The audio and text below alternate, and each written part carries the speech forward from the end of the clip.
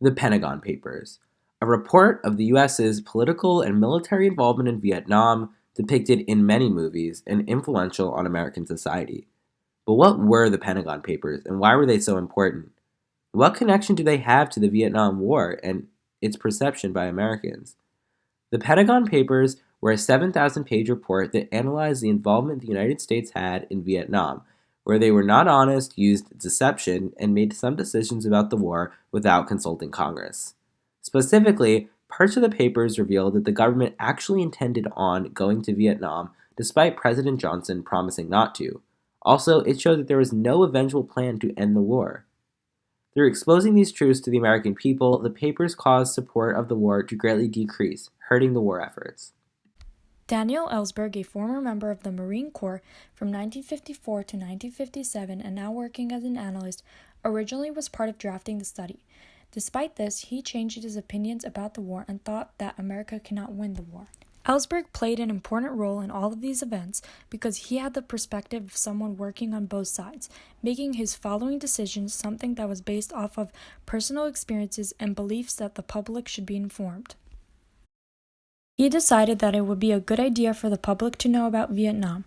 Since senators cannot be prosecuted for anything said before the Senate, Ellsberg tried to convince senators to release the information. However, no senators were willing to do this. When that did not succeed, he decided to take the chance of being convicted and release the Pentagon Papers publicly. These papers revealed that the war would not likely to be won and that continuing the war would lead to more casualties.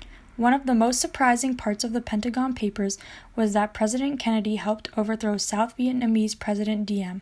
This was so surprising because throughout the war, the United States had sided with the South Vietnamese.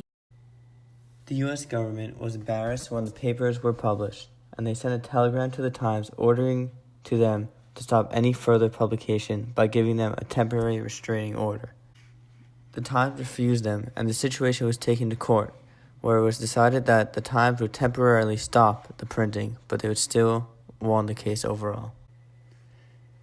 Ellsberg sent the papers to as many other newspaper companies as he could, so that he could still spread the word, while making it more difficult for the government to have each company stop their publishing.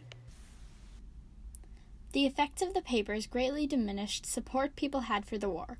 Although they didn't specifically mention Nixon, they came close on the brink of an election year. After the Supreme Court verdict on June 30th regarding the NYT case, Anthony Russo was revealed as an alleged accomplice and was indicated in addition to Ellsberg.